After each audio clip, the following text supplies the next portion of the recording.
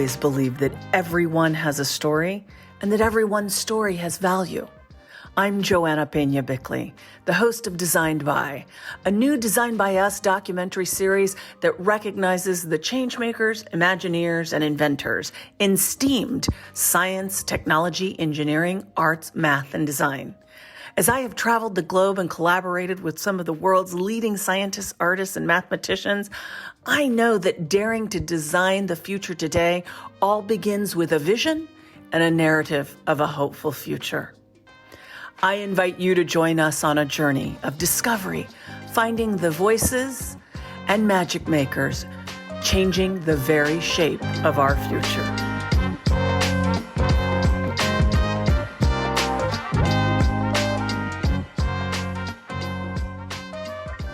I couldn't be more excited today to bring you really an incredible woman, one who I've had the opportunity to work with on her board for a bit and having spoken at her conference. She comes to us with a wealth of entrepreneurial skills, having pivoted from one career to another, but more importantly, one of the things that Heather has done has been shining a light on female talent from all over the world. And so, Heather, I'd love for you to introduce yourself to our listeners. Thank you so much, Joanna. I am the co-founder and CEO of WNORTH, which is a global organization supporting women on the rise to senior executive leadership. We started with the conference in 2015 as a destination conference for women who were pursuing executive leadership and bringing women from across North America and beyond to a place called Whistler in the mountains for a boutique experience to learn from global leaders. Do you want? Yeah, fantastic. Yeah, let's dive deep into that. Tell me a little bit about, how did you stumble into this place? I always find that, when a door opens, some of us walk through it, some of it doesn't.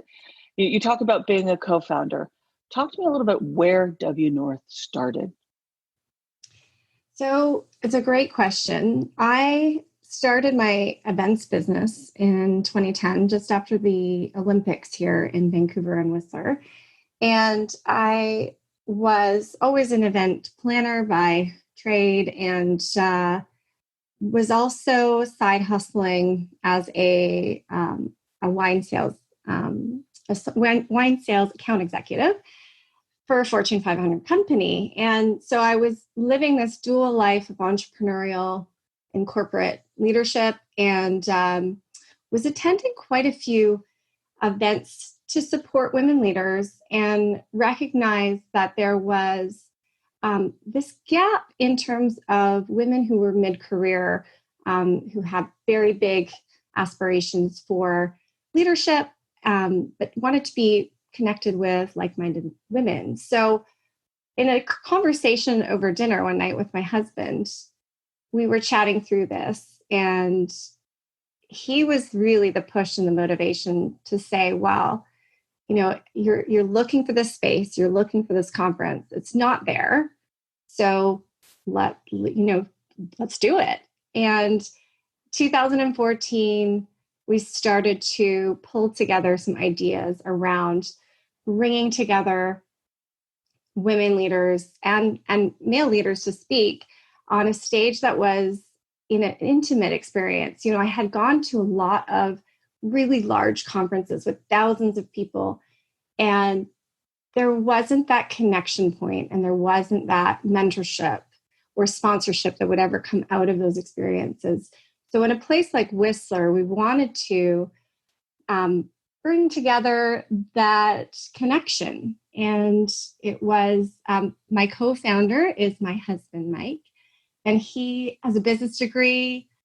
He is very financially savvy. And so the two of us worked well together. He is detail-oriented, yet big picture.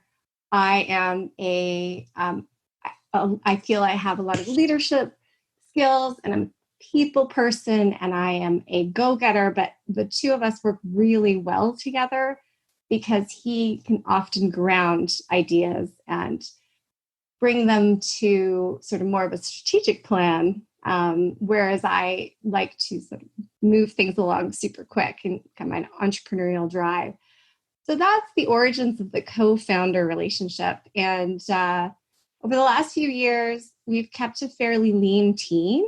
In fact, we work with a number of independent contractors, graphic designers, videographers, but on our actual team, we have one full-time staff in addition to me, and Mike as well, who at the current moment is playing a dual role of co-founder, director of finance, and chief caretaker of child care of our two small children. So it is really this blend of business and life right now that is unlike any other.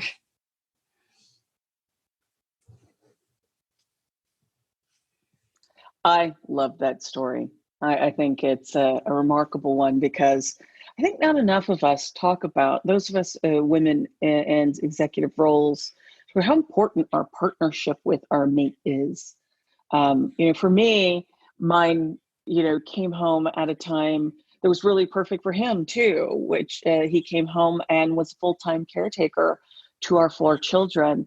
I've gotten to see your husband up close at these events with your children or with your child, particularly right after you had them.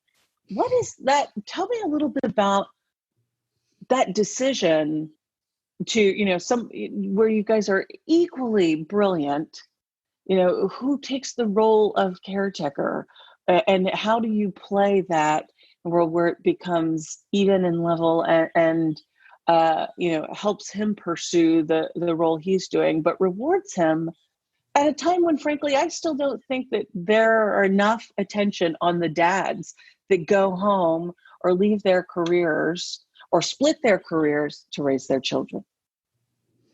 Well, agreed. And I think we are just beginning to see a bit more of it. But I think what fundamentally is missing is that sense of community for the men that are in those roles. I'll give you an example. We have, I think it's maybe a international program, but it's called Music Together. It's a music program for toddlers to really get interested in dance and music and singing.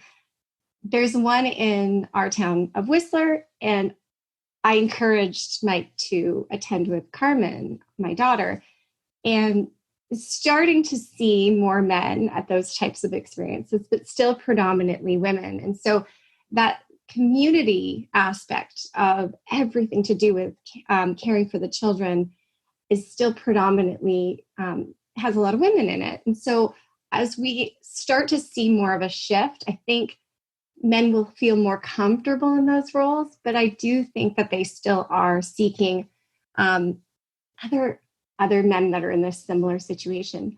For Mike, he is a brilliant dad. He was Robot Day yesterday, and we have a calendar theme for every day to kind of, Luke is 4. He needs some stimulation in terms of activity, and we're not in kindergarten yet, so we don't have a curriculum.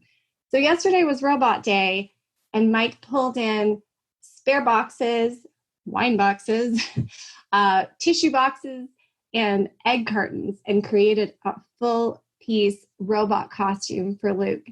And those are the types of things that lights Mike up. He is hands-on. He is a Boy Scout from when he was a really young child. So he's full of these types of ideas and so creative and innovative. So in a way, this stage in our life, he is the perfect one of us two to be caretaking. And I see, and I hope that in a few years, there's a shift and that I can move into that role and give him a little bit more space to be able to pursue some of his passions. So right now it is a balancing act. And I think with a lot of couples it is. And we're just we're just rolling with the punches at the moment.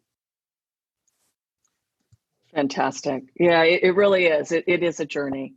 So listen, I want to go back for our listeners. I think I love to talk about what you're doing in the here and now. WNORTH is remarkable, but no one ever gets here in a straight line. No one's story starts out by saying, I want to grow up and be a female executive. I don't think I ever remember hearing it. Very rarely do you hear that. And if you do, that's pretty remarkable, and we should laud that. So let's go back to talk to me about where you came from. How far back? So I grew up in Ontario, which is near Toronto, if you're not familiar. So, well, sorry, Toronto is in Ontario. I actually was born in Australia, lived there till I was 5. My family moved to Toronto. I have British parents, and I grew up there. And we lived in suburban area. We went to a great school. I was highly engaged even in high school. I was the social convener at high school, organized the proms, dances, musical events. So in a way, as I look back, I was always an event planner. You can't go to, at the time, you couldn't go to university for event planning. So I chose a degree in sociology, and I moved out west. So right after university, I moved out west, went to university, started to get really involved in the ski and snowboard industry through my involvement with the largest club on campus, the ski club. And right out of university, I was offered a marketing and events role in Whistler. So that was 17 years ago. I moved to Whistler and started a career in events, sponsorship, and moved through a number of festivals and entertainment roles. And then it was in 2010, after a contract ended for the Olympics. If it wasn't for the fact that the Olympics ended, there was a recession. There were no jobs in events and sales and marketing because everybody who worked in events and marketing in North America moved to Vancouver to pursue roles at the Olympics. And then they loved it so much that they stayed and they didn't go anywhere. There were so many people pursuing roles in my industry. That's when I decided to start my own business. I didn't know where it was going to lead, but I knew that was my way forward.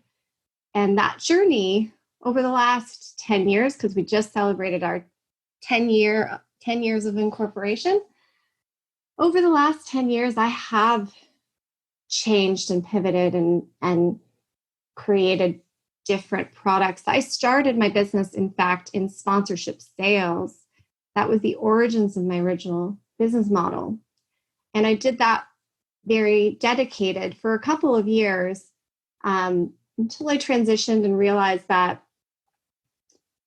in my particular location, there was more work and there was more opportunity in the event space. So enter WNORTH a few years later, when we had worked with a number of outside events that we were not necessarily, we didn't own the events. We got to a point where, I can be a consultant, I can support other people's visions and their dreams. But at the end of the day, I would really like to have my own event and my own mission and my own dream. And that's where WNORTH came in. And even in the journey with WNORTH, it hasn't always been a straight line. We started with the conference this year in April, would have been our 6th conference, which is now postponed to October. A few years into the conference, a lot of women that were coming were putting up their hands and saying, I need this in my city. I need this in San Francisco. I need this community in London, England. I need this community in Toronto. I was resistant at first. The pull from the community was really strong. And at the time, I was still side hustling as a wine rep. So there was also in there, I had a child. So there's a lot going on, and this pull from the community to do more and to expand, and I couldn't ignore it. So I quit my job at the wine company, and I pursued the membership model, which we launched 2 years ago, which was about bringing content to the community online. And it's interesting because we were talking about this earlier in our conversation. We launched in 2018 with a primarily online content model, understanding that we were a small organization and how could we be in 6 global cities all at once. We did a lot of our content online through Zoom in 2018, and we had a really engaged membership, but we started to see drop off from our membership. And once we asked people, what is missing? Why are you not renewing? They told us there wasn't enough in-person events. So 1 year later, we pivoted again with the membership to start to do more in person. But we recognized that we were still a small and nimble organization. And what were the events they were actually looking for? So we started to chat and survey our members and find out at the end of the day, they weren't looking for another 100-person evening splashy affair. They were looking for closer connections. So we started to do member meetups, which were less than 12 people over coffee, over breakfast. Fairly easy to execute, but that's what people were looking for. And we have been doing that for the last year. Enter COVID-19. The events in persons ripped away from us. And in fact, what we've been doing lately is pivoting back to where we began, which is the online content, the online panels and virtual conference model, and still creating that community in that space, but doing it virtually. So it's just interesting how we have, and I will admit that because we are a small organization, we can move pretty quickly. I've talked to a number of people that work in large organizations, and in order to pivot that quickly, it's not going to happen in a matter of a week. But that is one of the benefits of staying small and nimble. That's fabulous. You talk so much around, what it was to be an entrepreneur, to go from, in your area of promotion and sales into this conference space. Talk to me about what you found that connected those two things. So in terms of, I would say the ability to communicate and to market an idea and bring it to life. For many years, I was doing that for other people's visions. They would share with me an idea for a new event, and together we would sell the idea to a sponsor. We would create a marketing plan, develop strategies, and all the while I wanted to be able to bring my own mission to that.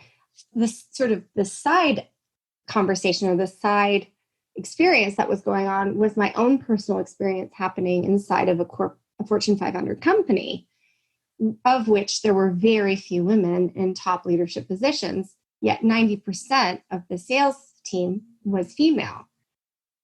So I was seeing this problem developing, and there was so much narrative around, oh, there's so few women in the C-suite. And I was looking at the management in my particular industry, which was beverage alcohol, and realizing, well, there is absolutely no support for these women. They're not motivated to move up because they're not well supported. The culture is not inclusive for people who have children, and that needs to change. And at the time, there was very little being done for that segment.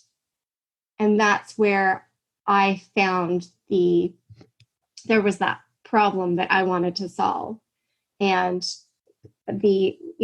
enter in my marketing and my entrepreneurial drive as to something I could tangibly bring together.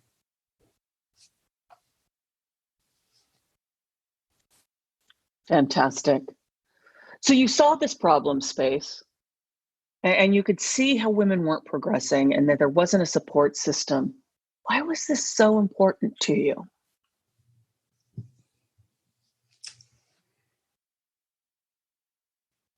Can you hear me? Yeah, I can. Sorry.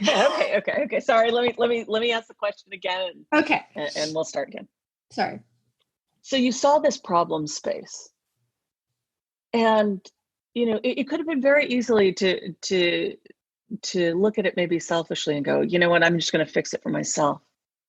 Why was this so important to you? Why was creating these support systems so vital to solve, not just for yourself, but for other people? I think fundamentally, one of my biggest joys socially or even in business is creating connection. As a sales representative, I love to form new relationships, mutual partnerships, connecting the dots, connecting people with others that can get them to where they need to be. I always organically did that in business in terms of having some colleagues that wanted to get into some sort of industry. And so I was always, in fact, a lot of times if someone was looking for a job, I would be like, okay, I'm going to find you this job. So in terms of building WNORTH, this gave me an opportunity to harness that skill of creating connection, but not with just one-on-one, creating pockets through using my event background, creating these spaces and creating these moments that could impact people's career in a big way. And after the first conference, I'll never forget, because I'll be honest, Joanna, I did the first conference, almost never did another one. So the first one, I mean, if you've ever done an event in a large scale, the first ones are always the hardest. In fact, the first two events are the hardest. And then by year 3, you often get into your stride. But after the first one, I made a number of mistakes. We lost a bunch of money. I was exhausted by the end of it. And at the time I didn't know, but I was in my first trimester of pregnancy with my first child. So I was exhausted. I was done. And we had a great event, but I was not convinced that I was going to do it again. I got through my first trimester, started to feel better, and then I started to receive some feedback and emails of people who had met with other individuals at that event and got a new job out of it, or they had found a mentor, and all of these messages started to trickle into my inbox. And I realized that actually I am creating this space of value and this place where people they're growing in their career and they're creating new connections that matter. So I do think I will do this again. And that was when I'll I'll never forget, because I was at that time, I guess, moving into my third trimester of pregnancy. And I knew I couldn't do this alone. My husband and I had done it with a lean staff the first year. But if we were going to do it again, we needed help. So I hosted a long table dinner in my backyard for 24 people in the community. A lot were from Whistler, Squamish, Pemberton, the area near where we lived. I invited those 24 people, and I basically said, I want to do this again, but I can't do it alone. And it was a call for help, really. Knowing that I was going to have a 4-month or 5-month-old baby at the next one. And from that, I developed a committee of people helping. And we have a committee, an organizing committee that works on the conference every year. And that was it, recognizing that I couldn't do it alone. So as much as we talk about my contributions to this, there are an enormous amount of people that contribute voluntarily, that contribute on the board, like yourself, to making this happen. And the point I wanted to make there is recognizing, if you want to do something and you don't have the resources, be very bold and ask for help. And sometimes you won't be able to find it on your first ask, but there are people out there. If you have a mission that people can get behind, there are people that can support you.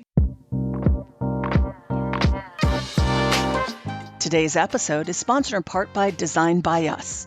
DesignByUs.org is a civic media and public service design cooperative on a mission to create equal and equitable representation in science, technology, engineering, the arts, math, and design. We call that STEAMed. All you have to do is go to your phone or computer and type in designbyus.org and explore how public works and productions educate, equip underrepresented communities with a hands-on STEAMed experience they need to prosper in the global job market. So let's help Design by Us advance inclusive, equitable, and a prosperous future for over 10 million women, girls, and underrepresented communities with a donation. Take a moment and visit designbyus.org/donate. That's designbyus.org/donate.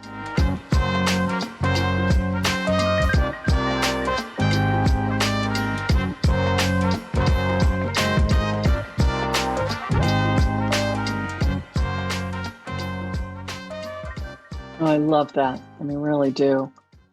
So you go into this problem space, you bring together some really great people from your community. You talked about it in a way that, who did you work, what were some of the trade-offs and sacrifices that you had to make to bring WNORTH to market? Well, yeah, that's a great question. I mean,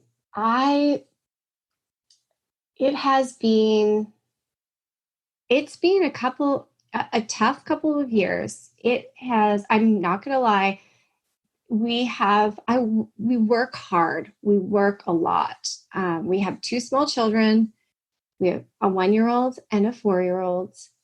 And the COVID no daycare situation has only compounded things. I would say our biggest challenge would be that we have been doing everything on challenge and opportunity, really. We've done things on a shoestring budget. So we don't have any venture capital. We invested completely and entirely we invested our own money into our own company. And the challenges would be, we operate things a little bit differently because of that. We've always had a small team. So in so many times over the last few years, I've said to my husband, I just wish we had a bigger team. I wish we had, 10 people and this type of thing. In all honesty, as soon as COVID hit, I was so thankful that we only had 2 people on payroll. And that has, been a challenge, but also a blessing in the current landscape. So in terms of other challenges or sacrifices, I don't think I would be remiss if I didn't mention, my husband's, left a director level job to come home. And that is a sacrifice. It's something he was very willing to make, but it has shifted his career trajectory.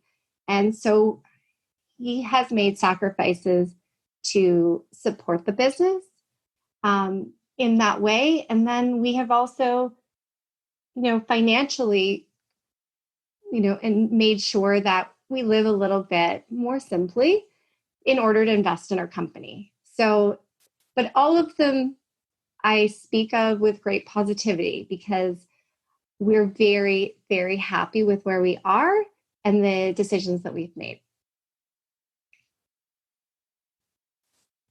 I love that because I think so often when we tell our origin stories and we tell the story, we tend to leave out the messy parts, the parts that, in a time when everybody is financially strapped. There isn't anybody in the world right now that isn't financially strapped. To hear that you can come out of it, I think is a really important piece of this.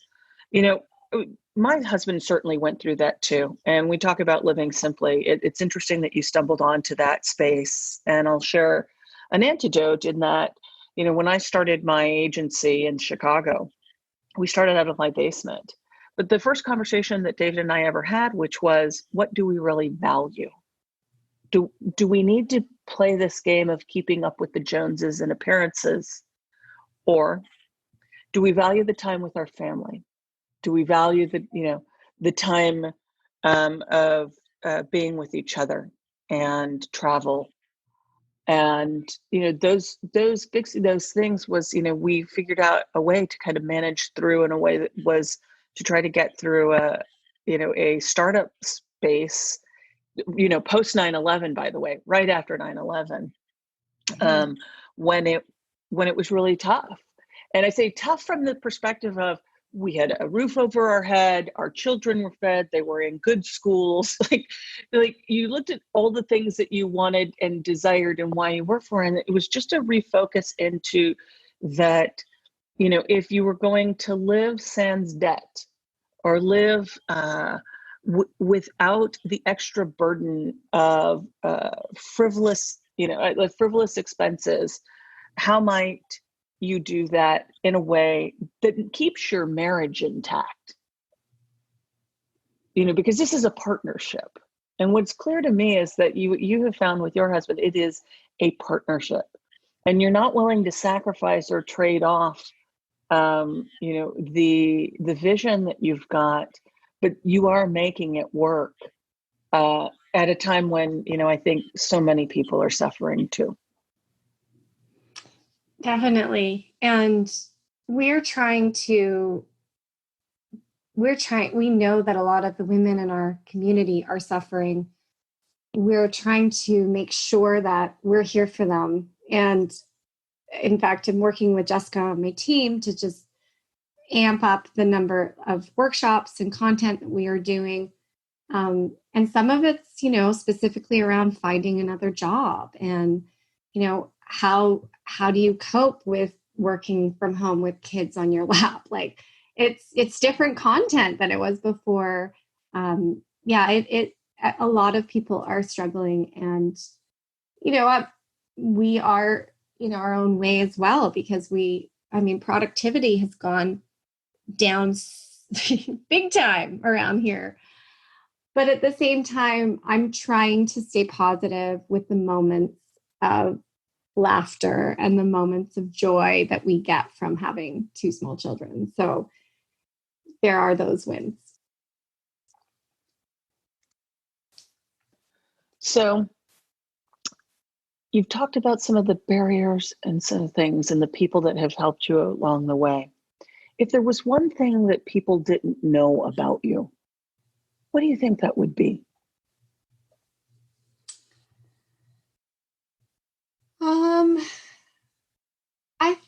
that one thing that people don't know, or maybe it's not necessarily, well, it is about me. I wish more people had met my mother. So my mother is a big reason that I turned out the way I did in terms of the giving and the love and the support and wanting to build community. I lost my mother in, I guess it was 2005. And, that was the beginning of my career. I had just finished university, and she had ovarian cancer, and she passed away very quickly within 3 months of diagnosis. And I think one of the things that drives me and drives my sense of urgency to get things done is because she passed away when she was 55, which is so young. And so for me, I have this mentality that there's no time like the present. And, you can wait around to do something in a month or 2 years, but there's no time like the present. And it drives me and it motivates me to move quickly. Sometimes my husband will argue too quickly because he's just like, you just need to slow down and think about the strategy. But I think, that is something that has really shaped her. She was a very caring and loving mother, and she was a stay-at-home mom. So we had a lot of time to be with her. And she really shaped my brother and my sister and I and our path and our journey and our drive. And so I would say that's something that a lot of people don't necessarily know. We don't often in business get a chance to talk about our parents. And she is definitely a reason for my go-getter personality. That's fantastic. Moms have such a profound effect, and I know mine did and does, so often when you're young, you do everything that you can to make them proud. Having a mom that I'm very fortunate that mine is still with me, but when you lose your mom, it becomes something so, sometimes so deeply seated in wanting to have her with you and enjoy those parts of your life where you have exceeded the expectations even that you've created for yourself. What has that been like? I think that, it has been I think, as you said, you have these, because you don't know what your mother's expectations will be, you create these very high standards for yourself, and you strive, maybe, strive higher and bigger than before, because you, like you mentioned, just really want to make them proud. I think I've been very fortunate enough to have great in-laws, and my mother-in-law, who lives nearby, has been, extremely supportive with our two small children, because I think that's the biggest hole when you lose your mother, is when you have children and you lose that, window into, well, what was I like as a child? And what do I do with this? And, this 1-year-old won't, stop doing this. So how do I handle that? So I've been very fortunate to have a great relationship with my mother-in-law and to gain some of that advice and support from her. But I definitely think that, not being able to share some of my business success with my mother is difficult. But again, like I mentioned, very motivating and what keeps me going. How has that affected your ability to be a mom? Right. So often everything that we learn from our mothers, it is, no matter what book you read, this, we do sometimes just fundamentally fall back into the nurture space, right? All the things that we were taught through demonstration from our own mothers. What have you ever found that, wow, all the things that I thought I didn't want to be exactly like my mom, because we all go through that phase, to the now we're exactly like your mom. Where do you find those moments? Oh, I've been having a lot of them lately. So one of the things that I've been joking about with my girlfriends is that we are now working moms, and well, I mean, I have my supportive husband, so I can't say I'm a full stay-at-home mom as well, but I have enormous respect for stay-at-home moms. It is a tough job. And knowing that my mom was a stay-at-home mom to 3 kids, and I know how difficult we were as kids, is so impressive. And it's interesting because I have been saying, like, I say on a daily basis, I am not cut out to be a stay-at-home mom.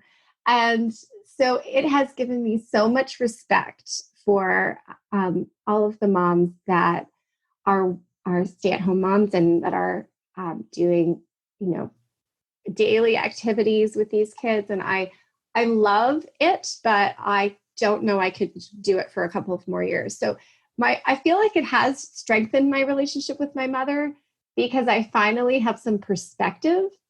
And it is definitely one of those things that it is a hat I can wear for a short period of time, but I don't know it's a hat I can wear for a long period of time. But that's the conclusion I've come to. Fantastic. So I always love to talk about, I love that you've told us where you came from and the journey that you've been on. Let's pivot a little bit into what inspires you.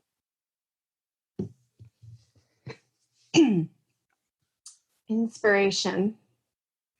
Well, I think that what continues to inspire me are the incredible women that I get to connect with through this journey. As I mentioned, almost giving up on the conference after year 1, receiving those notes of, this has got me to this place. I got a new job. I'm going for coffee with that amazing woman you connected me with. The women that I get to meet through this journey are what continues to inspire me.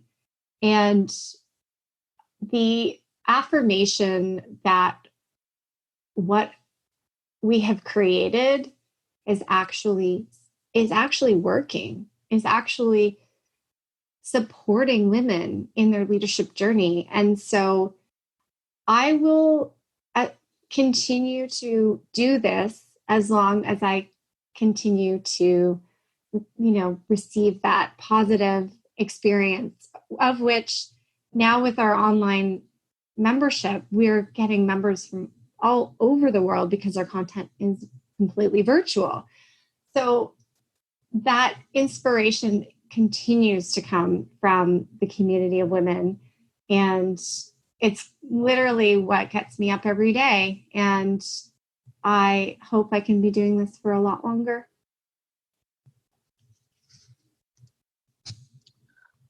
Okay, so we talked about what inspires you.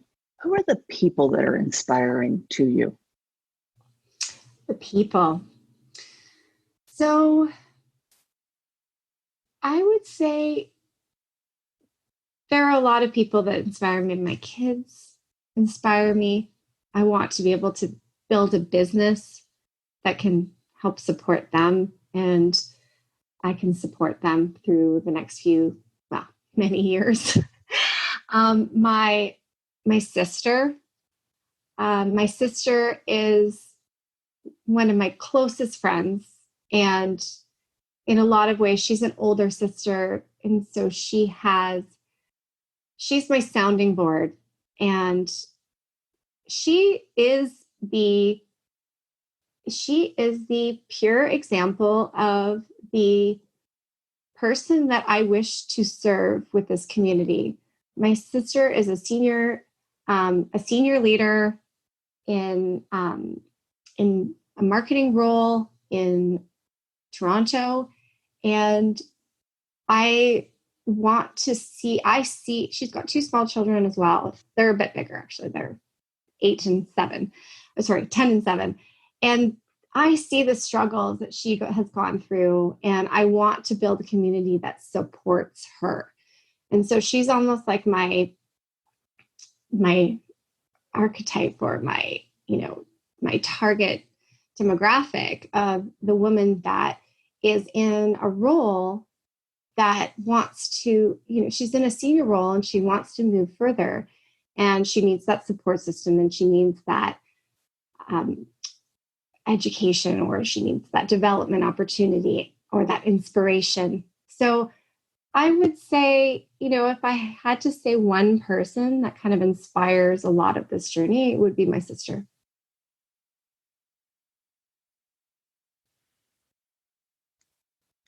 Fantastic. As we look at the what and the who, I've always found that great leaders and people who are inspired constantly tend to also be interested in other aspects of life, like books and the arts and culinary explorations. What books are you reading today?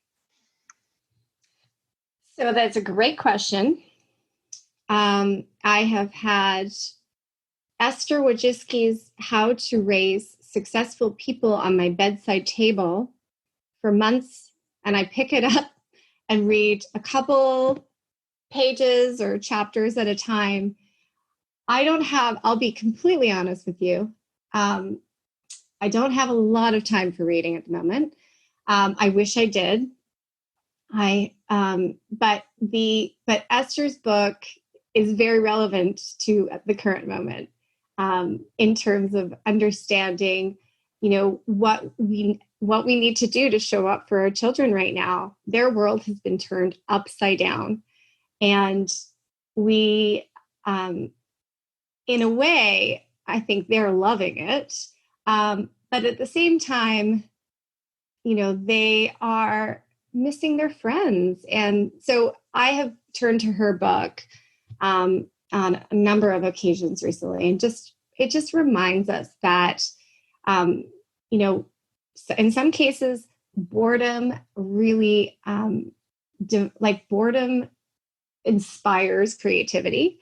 And so it is okay for your children to be bored. And I've seen that with my 4-year-olds. So I that's the book that's on my bedside table. Not reading it at the speed I wish I'd like to, but that's all part of the journey that I'm on right now. I love this. Let's dive deep into this one, because I think this one, I came from a space, and let me just, I'm a Generation X. I had 2 working parents, and, that meant that I was, typically a latchkey kid. You get left at home or with a babysitter after, while your parents are working. And, I didn't always have an after school program. We weren't programmed to within an inch of our lives. And I will even say that, look, I raised both millennial and Gen Z kids. And we programmed, it was always go, go, go, go. It was from ballet to Hebrew school, from Hebrew school to bar and bat mitzvah practice, from that to swimming and baseball and hockey and soccer. And, and I look back at it, and particularly now, because I have adult children and people that I'm talking with children, and it's always surprising to me that actually my best moments were found in boredom, particularly as a kid. And I say boredom in that I found good trouble, right? I often tell my origin story in that it was filled with good trouble. It wasn't, I didn't look at it. If you looked at it at the time, it didn't feel good. But now if you look back and go, oh, I was just inventing things and trying to figure out how to monetize them and make a business out of my inventions, then, just like I'm doing now, you could see those things. What are you finding in this space that's kind of unique? Because I love this idea of turn your kids loose with a blank piece of paper and help them find that space to be creators. Yes. So I have been having this conversation quite a bit, and my kids aren't homeschooled yet, but my sisters are. And, you know, and a couple of weeks ago, we actually had Esther on a WNORTH virtual event, and we were chatting about, the curriculums that are being laid out for parents to try and achieve right now are they're too, in some cases they're not involved enough, in some cases they're way too involved. And she really focused on that importance of leaving, like you said, leaving them with a blank sheet of paper, leaving them to figure out a problem on their own. And she highlighted the importance of science and technology in this space, and just let them be and give them some creative direction. But at the same time, over programming our kids is not going to inspire that, entrepreneurial drive of the lemonade stand or the joke stand, which I saw one other kid do, which was like 10 cents for a joke. But, this is an interesting time. The whole COVID lockdown is a really interesting time for parenting. And there is a lot of pressure on working parents right now to, help maintain this balance of, getting their job done, but also making sure the kids on the Zoom call. What I would say to a lot of these parents is be okay with having your kids skip a few of those sessions and let them loose in the yard, let them loose with an idea or give them a challenge. My sister has been giving her kids these, she's taken it separate to the curriculum. She would give them a challenge at the beginning of the week. And she says, pick anything that you're going to present in a presentation with a diagram or a poster board on Friday evening. And, it's just been really interesting to see. We've got some of the videos of what they're doing, and inject your own, creativity or your own flavor on this homeschooling, because I think it can be exhausting, especially with some of the schools that have intense program. And I don't necessarily think it's doing our children a really great service. So boredom is a fuel for creativity, 100%. Thank you so much for joining me on this journey today. I invite you to join us on the next episode as we discover the voices and magic makers changing the very shape of our future by design.